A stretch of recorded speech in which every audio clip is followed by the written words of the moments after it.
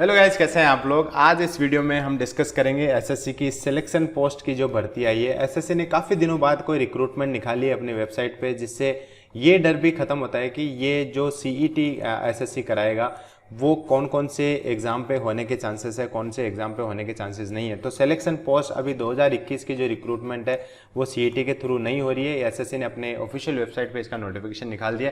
SSC selection post एक बहुत बड़ी अपॉर्चुनिटी होती है, बस इसमें थोड़ा सा जो टेक्निकल जो आपकी ग्रेजुएशन होती है उसमें कई सारी आपको जो प्रॉपर स्ट्रीम्स के थ्रू ही आपको यहाँ पे पोस्ट मिलती है, जो आगे मैं डिस्कस करूँगा इस वीडियो में। इस वीडियो में मैं बात करूंगा इसके पोस्ट की, इसकी क्या स्ट्रेटजी होनी चाहिए, क्या एग्जाम पैटर्न होना, कौन सी बुक्स आप फॉलो करोगे, इसमें कैसे आप अप्लाई कर सकते हो क्वालिफिकेशन। इन 3-4 चीज़ों पे मैं ब्रीफ में बात करूंगा और एग्जाम पैटर्न और बुक्स को मैं डिटेल में डिस्कस करूंगा आपके साथ, ताकि आपको आइडिया लगे कि एक एग्जाम की कैसे प्रिपरेशन करनी है। ये 10th बेस है, 12th बेस भी है, ग्रेजुएशन है। इन तीनों पे हर लेवल की अलग अलग वैकेंसी है। जो भी टोटल 3000 प्लस इसमें पोस्ट है, उसमें 10th की भी है, कुछ पोस्ट 12th की है, कुछ पोस्ट ग्रेजुएशन लेवल की है। इसलिए इस वीडियो को एंड तक देखें। इस वीडियो में बहुत अच्छी इन्फॉर्मेशन आपको सिलेक्शन पोस्ट से रिगार्डिंग मिलने वाली है। शुरू करते हैं। शुरू करने से पहले सबसे इंपॉर्टेंट चीज़ जो हम डिस्कस करेंगे वो इसकी कुछ डेट्स के बारे में डिस्कस करेंगे। ये जब आप ऑफिशियल वेबसाइट जो एसएससी की है वहाँ से अगर ये डाउनलोड करोगे तो इसमें आपको एक पीडीएफ फाइल मिलेगी। उस पीडीएफ फाइल में ये वाली डेट्स लिखी होगी, जिसमें आपको ऑनलाइन एप्लीकेशन फॉर्म किस डेट से पहले सबमिट करना पड़ेगा। जैसे आप यहाँ देख सकते हैं 25/10 से पहले आपको अपना एप्लीकेशन फॉर्म सबमिट करना पड़ेगा। बाकी आप डेट्स देख सकते हैं। जो एक्सपेक्टेड जो इसका टीयर 1 का पेपर है वो होगा इसका जनवरी-फरवरी 2022 को। और सबसे इंपॉर्टेंट चीज़ इसमें ये होती है, इस एग्जाम में मैं एक ओवरव्यू आपको बताना हूँ। तो इसमें जो टीयर 1 है वो ही एकमात्र पेपर होता है। उसके बाद आपका डॉक्यूमेंट वेरिफिकेशन और फिर आपका फाइनल रिजल्ट आता है। और टीयर 1 जो होता है वो मिलता जुलता होता है आपके एमटीएस, सीएचएसएल, सीजीएल और सीपीओ के लिए। जो 10th बेस होगा सेम पैटर्न होगा, बट 10th बेस जो होगा वो एमटीएस का लेवल आएगा, जो 12th का होगा सीएचएसएल, और जो ग्रेजुएशन वाले वो सीजीएल और सीपीओ का लेवल यहाँ पे देख सकते हैं। इस लेवल का आपको पेपर यहाँ देखने को मिलेगा। उसके आगे मैं बात करूँ जो पे स्केल होगा, इसमें कई सारी पे स्केल की जॉब है। जैसे मतलब आपकी 1 से 7 सभी पे स्केल की जॉब इसमें आपको देखने को मिलेगी। इसको ग्रेड पे मैं कन्वर्ट करके बताऊं तो 1800 ग्रेड पे स्केल 1 का होता है, 1902 का, ऐसे आप देख सकते हैं। इसमें 1800 से लेकर 4600 ग्रेड पे की जॉब आपको मिलेगी। पे लेवल 7 की भी जॉब है। ऑल्दो जो पुराने जो क्या बोलते हैं इस सिलेक्शन पोस्ट की जो पोस्ट आती थी उसमें लगभग 4200 ग्रेड पे तक पोस्ट आती थी, लेकिन इस बार 4600 ग्रेड पे की पोस्ट है। आप जो पीडीएफ नोटिफिकेशन का जो पीडीएफ है उसके लास्ट पेज पे जाके देखोगे सारी पोस्ट उनका ग्रेड पे वहाँ पे लिखा हुआ है। इस लेवल से आप मैच करा सकते हैं कि कौन सी पोस्ट किस ग्रेड पे लेवल की है। उसके बाद मैं बात करूँ क्वालिफिकेशन की, जैसे मैंने पहले बताया ये 10th पास की जॉब है, 12th पास की भी है, ग्रेजुएशन की भी है। ध्यान रखने वाली चीज़ है, जो आपका जो पासिंग ग्रेड है, जो एज लिमिट है आपकी, वो जो कैलकुलेट होगी वो 1/1/2021 के हिसाब से होगी। आपका जो भी इसमें एक्सपीरियंस मांगा है, जो भी एसेंशियल क्वालिफिकेशन मांगी है, वो इससे पहले आपका होना चाहिए। 1 जनवरी 2021 से पहले आपका ये सब होना चाहिए। इससे पहले आपकी एज प्रॉपर हो जानी चाहिए। इससे पहले आपका जो भी एसेंशियल क्वालिफिकेशन और एक्सपीरियंस जो भी चाहिए, जिस भी पोस्ट, हर पोस्ट के लिए अलग अलग है, वो जो भी चाहिए वो इससे पहले होना चाहिए। क्रूशियल डेट है, इसे मान लो, इससे पहले आपका होना चाहिए। क्वालिफिकेशन कैसे देखना है, हर पोस्ट का अलग लेवल का क्वालिफिकेशन है। देखो जैसे 269 पोस्ट नंबर है, इसका लेवल 5 की जॉब है, हायर सेकेंडरी चाहिए। ये लेवल 1 की है, नेक्स्ट वाली इसके लिए मैट्रिकुलेशन चाहिए। ये लेवल 6 के लिए इसको लोग ग्रेजुएशन और अबाउ चाहिए। तो इनको कैसे देखना है, आप जो पीडीएफ डाउनलोड करोगे उसके सबसे लास्ट वाले पेज पे जाना। सबसे लास्ट पेज का है जिसमें यहाँ पे वैकेंसी लिखी होगी कि टोटल वैकेंसी कितनी है। जैसे इसमें लिखा हुआ है 3261 वैकेंसी। और ऐसे नहीं है कि एक पोस्ट की है, ये सब 271 पोस्ट है, इनके ऊपर 3261 वैकेंसीज है। आप वो देख सकते हैं। यहाँ पे इस पोस्ट पे जाना है, इस लिंक पे जाना है। तो इस लिंक पे जाके आप यहाँ से देख सकते हैं। इस लिंक पे जाने के बाद आपको ये वाला पेज दिखाई देगा। यहाँ पे रीजन वाइज आपको जैसे जिस भी रीजन में आपको अप्लाई करना है वो सिलेक्ट करना है यहाँ पे। वो रीजन सेलेक्ट करने के बाद आपको सिलेक्शन फेज का जो पोस्ट है वो 9 नंबर यहाँ पे सिलेक्ट करना है। यहाँ पे आपको 8 भी दिखेगा और 7 भी दिखेगा। जो 8 7 के नहीं, 9th का सिलेक्ट करना है। सेलेक्ट करते जैसे सर्च पे आप क्लिक करोगे ये वाला पेज आपको दिखेगा। जिस भी पोस्ट को आपको अप्लाई करना है वहाँ पे जाके आपको व्यू डिटेल करना है। जैसे पहले वाली पोस्ट है junior engineer quality assurance vehicle की पोस्ट है, ये लेवल 6 की पोस्ट है। एज लिमिट यहाँ पे दी हुई है और व्यू डिटेल्स करोगे तो और भी ये डिटेल पेज यहाँ पे खुल जाएगा। तो एसेंशियल क्वालिफिकेशन सबसे इंपॉर्टेंट है इस पेज पे, वो आपको देखनी है, क्योंकि हर एक पोस्ट का एसेंशियल क्वालिफिकेशन डिफरेंट होता है और ये आपको अच्छे से देखना है। ये चीज़ अब अगर आप अच्छे से क्वालिफाई या फुलफिल नहीं करते हो तो आप जब डीवी होगा उसमें आपको रिजेक्ट कर दिया जाएगा। यही इंपॉर्टेंट है। आप चाहे टीयर 1 क्वालिफाई कर दे, कोई मायने नहीं रखता है। जब तक आप इसकी एसेंशियल क्वालिफिकेशन आप फुलफिल नहीं करते। जैसे सीजीएल की जॉब हो गई, सीपीओ की जॉब होती है, उसमें सिंपल सा मांगते हैं कि आपका ग्रेजुएशन होना चाहिए।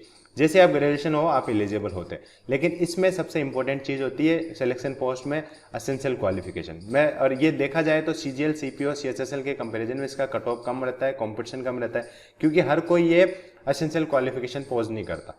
तो ये चीज़ आप अच्छे से देख लेना। यहाँ पे टोटल वैकेंसी उस पोस्ट की कितनी है, कौन सी कैटेगरी में है, ये पोस्ट वाइज क्या एज लिमिट है, कौन सी ग्रुप क्वालिफिकेशन क्या है, किस में आपका पोस्ट लगेगा, ग्रेड पे क्या है, और ये कौन कौन सुटेबल है इस जॉब के लिए, सब कुछ यहाँ पे आपको देखने को मिलेगा।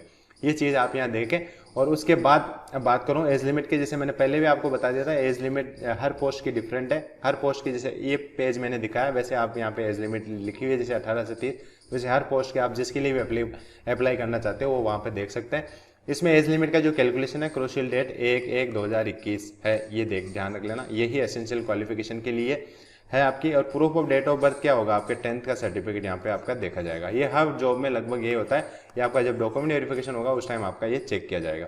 अपर एज लिमिट में रिलैक्सेशन है, पूरा डिटेल रिलैक्सेशन आप अपनी जो नोटिफिकेशन, ऑब्वियसली नोटिफिकेशन तो डाउनलोड करोगे आप, क्योंकि बहुत सारी चीज़ें हैं, बिना नोटिफिकेशन के काम नहीं चलेगा। उस पीडीएफ में आपका पूरा अच्छे से दे रखा है। बट मोटा मोटे तौर पे SC ST को आपको 5 साल मिलेगा, OBC को 3 साल यहाँ पे एज रिलैक्सेशन मिलेगा। ये चीज़ें मैं डिटेल में इसलिए नहीं बता रहा हूँ क्योंकि आप जो नोटिफिकेशन डाउनलोड करोगे तो उसमें आपको चीज़ें मिल जाएगी। मेरा इसमें एग्जाम पैटर्न और जो स्ट्रेटेजी और या बुक्स है उस पर फोकस मेन रहेगा।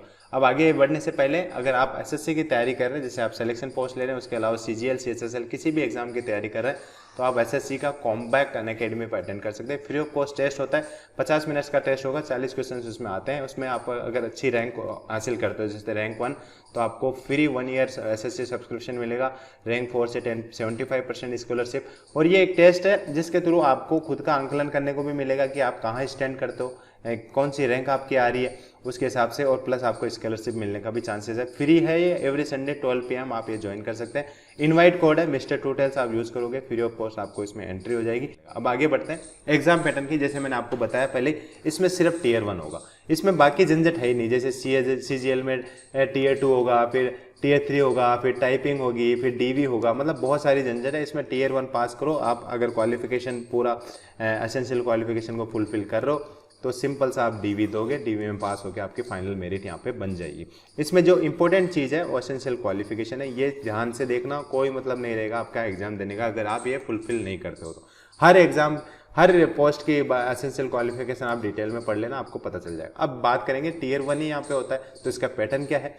पैटर्न इसका ये है कि 4 सब्जेक्ट होंगे, general intelligence, general awareness, maths और इंग्लिश। जैसे आपका CGL, CHSL, MTS इनमें होता है, ये चारों सेक्शन इसमें आएंगे। SSC इसका एग्जाम कराता है। तो जो इनके जैसे मान लो 10th क्लास का है तो उसका 10th का पेपर 10th के लेवल के हिसाब से आएगा, 12th क्लास वालों का 12th के हिसाब से आएगा, ग्रेजुएशन वाला का ग्रेजुएशन के हिसाब से आएगा। ऐसा नहीं है कि सबका एक पेपर लग रहा है, अलग अलग पेपर होगा, सबका अलग अलग लेवल होगा। जैसे यहाँ पे देख सकते हैं 3 सेपरेट पेपर होंगे, तीनों के अलग अलग पेपर होंगे। तो जिस हिसाब से क्वालिफिकेशन होगी, मैट्रिकुलेशन का अलग, हायर सेकेंडरी का अलग, ग्रेजुएशन का अलग, ये अलग अलग होंगे। बस चारों में सब्जेक्ट यही रहेंगे, पैटर्न यही रहेगा, नेगेटिव मार्किंग यही रहेगी, सब कुछ पैटर्न यही रहेगा। बस जो पेपर सेट है उसका लेवल आपको डिफरेंट देखने को मिलेगा। यहाँ पे 25 क्वेश्चन हो 50 नंबर के, 25 क्वेश्चन 50 नंबर के, टोटल 100 क्वेश्चन होंगे 200 नंबर के, इसमें से आपकी फाइनल कट ऑफ बनेगी। ये चीज़ ध्यान रखना। अब बात करते हैं बुक्स के बारे में। ये देखो सबसे इंपॉर्टेंट सेक्शन है किसी भी एग्जाम का, और इसकी एक चीज़ मैं आपको बहुत अच्छे से एक्सप्लेन करना चाहता हूँ कि जो बंदे CHSL हो गया, CGL हो गया, उसके बाद MTS हो गया, इनकी प्रिपरेशन कर रहा है, उनके लिए ये एग्ज़ाम कोई बहुत बड़ी चीज़ नहीं है। ये एग्ज़ाम एक केक वॉक है उनके लिए। मतलब अगर अब आपने वो अच्छे से तैयारी कर रखी है, बट इंपॉर्टेंट फैक्टर यहाँ पे आ जाता है, हर किसी के पास जो एसेंशियल क्वालिफिकेशन है वो नहीं होती है, इसलिए थोड़ी सी कट ऑफ कम आएगी। इसका पेपर लेवल थोड़ा सा मीडियम होता है, मतलब उन एग्जाम से जैसे ग्रेजुएशन लेवल का CGL से ईजी होता है। मेरा एक फ्रेंड लगा था 7 में, सिलेक्शन पोस्ट 7 में, उसका 6 में शायद फाइनल सिलेक्शन हुआ है, जॉब भी कर रहा है वो। तो जो CGL की जो एग्जाम पैटर्न होता है, मेरा डिस्कशन हुआ उससे काफ़ी ईजी इसका पेपर आता है। सिमिलरली जो CHSL का पेपर होगा 12th बेस का, उससे काफ़ी कम इसका पेपर लेवल होता है। सिमिलरली जो 10th बेस है उसे MTS से काफ़ी ईजी आता है। बट पॉइंट ये है जब बच्चे इसमें बैठेंगे वही जो एसएससी की तैयारी कर रहे हैं, तो आपको अल्टीमेटली तैयारी का लेवल तो उसी हिसाब से करना पड़ेगा जो आप एक्चुअल में सीजीएल सीएचएसएल की तैयारी कर रहे हैं। तो इसमें बुक्स भी वो एप्लीकेबल वही होगी। अब आप ग्रेजुएशन के लेवल की तैयारी कर रहे हैं तो मेरी कंप्लीट सीजीएल की स्ट्रेटेजी देखोगे तो मैं बोलता हूँ उसको एज इट इज अप्लाई कर लो, क्योंकि इसमें सेम पेपर आपका होने वाला है, लेवल इक्वल होने वाला है, तो आप उसी को अप्लाई कर सकते हैं। मैथ्स में सिंपल सा फंडा मैं आपको बताता हूँ, मैथ्स आपकी ठीक नहीं होती जब तक आप थ्योरी नहीं पढ़ोगे। मैथ्स की आपको थ्योरी कंप्लीट करनी पड़ेगी। मैंने खुद यूट्यूब पे फ्री ऑफ कॉस्ट थ्योरी कैसे पढ़नी है, कौन से टीचर से पढ़नी है, कौन सा चैप्टर कैसे कंप्लीट करना है, इसका लिंक दे रखा है। आप इसके वीडियो के डिस्क्रिप्शन में जाओगे तो उसका लिंक आपको मिल जाएगा, वहां से आपको थ्योरी कंप्लीट करनी है। कोई कोचिंग ज्वाइन कर रखी है, कोचिंग से थ्योरी आपको कंप्लीट करनी है। और ये बेसिक फंडा है मैथ्स का, किसी भी एग्जाम का जो आप स्ट्रेटेजी देखोगे ये बेसिक फंडा है। सबसे पहले आपको थ्योरी कंप्लीट करनी पड़ेगी। एज लॉन्ग एज आपकी थ्योरी कंप्लीट नहीं है आप क्वेश्चंस अटेम्प्ट नहीं कर पाओगे। क्वेश्चंस अटेम्प्ट कर लोगे बट आपको इतने सारे कंफ्यूजन होंगे कि आपको कॉन्सेप्ट याद करने में काफ़ी ज़्यादा दिक्कत होगी। जैसे आपने थ्योरी कंप्लीट करी, बहुत ज़्यादा हाई फाई मैथ्स नहीं आती है, सिलेबस आप अच्छे से चेक कर लेना, प्रीवियस ईयर पेपर आप अच्छे से चेक कर लेना।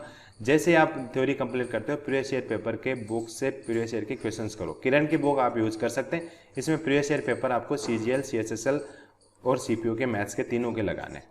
ये ध्यान रखना है आपको। ऐसा नहीं है कि सिर्फ सिलेक्शन पोस्ट के प्रीवियस ईयर करके आप बहुत ज़्यादा मार्क्स आप गेन कर लोगे। उससे तो करना ही करना है सिलेक्शन पोस्ट के, उससे तो आपको आइडिया लगेगा कि एक्चुअल में होना क्या है। बट आपको इसके भी प्रीवियस ईयर पेपर लगाना है, सीजीएल और सीएचएसएल और सीपीओ की होते हैं। शायद आपके पास टाइम है तो एमटीएस का भी आप कर लेना, क्योंकि इसका एग्जाम फेब के आसपास होगा। जनवरी फरवरी तो थोड़ा डिले मान के चलो, फेब के आसपास इसका एग्जाम होगा। उसके बाद जीके जीएस की बात करूं, आपकी बेसिक जीके बहुत अच्छी होनी चाहिए। लूसेंट से आप कंप्लीट करो, मनोहर पांडे आप पढ़ो। इसमें जीके बहुत इंपॉर्टेंट फैक्टर रहने वाला है, क्योंकि बाकी 3 सेक्शन में लोग स्कोर कर लेते हैं। जीके में आपके 50 नंबर में से कम 30 नंबर आपके अगर आएंगे तो आप बहुत अच्छी पोजीशन में रहेंगे। क्योंकि देखो जितनी पोस्ट है 271 पोस्ट है, आप हर एक पोस्ट को डिवाइड करोगे तो उसमें बहुत कम वैकेंसीज है। किसी में 30 है, किसी में 2 ही है, किसी में 5 ही है। तो आप किसी पोस्ट के लिए फाइट कर रहे हो, उसमें 3 वैकेंसी है, तो आप ज़्यादा चांस नहीं ले सकते हो। तो आपकी जीके बहुत अच्छी होनी चाहिए। छोटे छोटे जो टॉपिक्स होते हैं रिवर्स केयर, इन सबको आप यूट्यूब के वीडियोस की हेल्प से समझें। बाकी आप लूसेंट पढ़ें या मनोहर पांडे पढ़ें। और उसके बाद करंट अफेयर्स बहुत अच्छे से करके जाना है। लास्ट 6 मंथ के करंट अफेयर्स इंपॉर्टेंट होते हैं और ये आते ही आते हैं।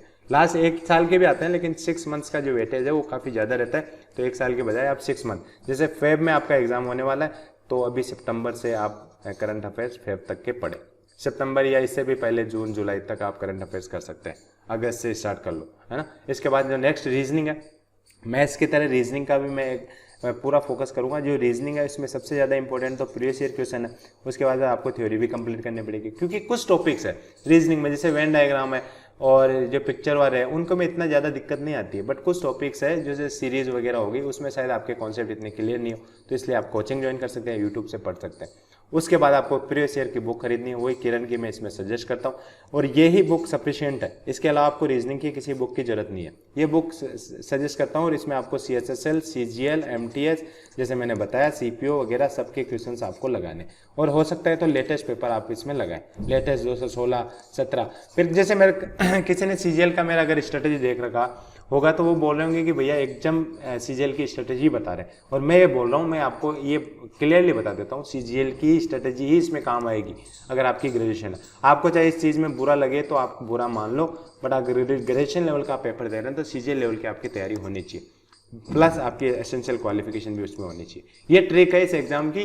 बाकी इस एग्जाम में सिलेक्शन इजी है सीजीएल के कंपैरिजन। उसके बाद मैं बात करूँ इंग्लिश की। इंग्लिश में देखो इसमें अच्छा स्कोर आना है आपका, 50 नंबर में से 45 प्लस आपको लाना है, तो 3-4 बुक आपको पढ़नी पड़ेगी। पहले वोकेबलरी की वर्ड पावर मेडिजी आपको पढ़नी पड़ेगी, प्रीवियस ईयर की एमबी पब्लिकेशन करना पड़ेगा। इसके अलावा भी कोई प्रीवियस ईयर आप लगा रहे हो तो वो भी लगा सकते हैं, बट एमबी मैं सजेस्ट करता हूँ। एमबी में क्या एग्जाम वाइज अरेंज होता है, जैसे सीएचएसएल का एकदम सेपरेट पेपर आपको मिल गया, ईयर वाइज नहीं एग्जाम वाइज, जैसे शिफ्ट वाइज पेपर जो हुआ है जिस ईयर का हुआ है उस हिसाब से अरेंज होता है।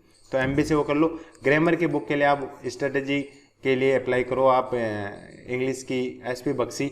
एक तो एसपी बख्शी आती है, जो इंग्लिश मीडियम वाले एसपी बख्शी फॉलो कर सकते हैं, जो हिंदी मीडियम वाले वो आप नीतू सिंह ले सकते हैं। ऐसा नहीं है कि इंग्लिश वाले सिर्फ यही फॉलो करें, इंग्लिश वाले अगर आपको थोड़ा सा दिक्कत रहता है इंग्लिश में समझने में तो आप नीतू सिंह भी फॉलो कर सकते हैं। ये बुक्स है, ये इंग्लिश की कौन सी होगी, एक बुक ये होगी, एक ये होगी, एक ये होगी और ये ऑप्शनल है, मतलब इसमें से और इसमें से एक बुक आपको लेनी है। इंग्लिश जो नीतू सिंह की है इसमें से और एसपी बख्शी में से एक बुक लेनी है, दोनों नहीं लेनी है आपको।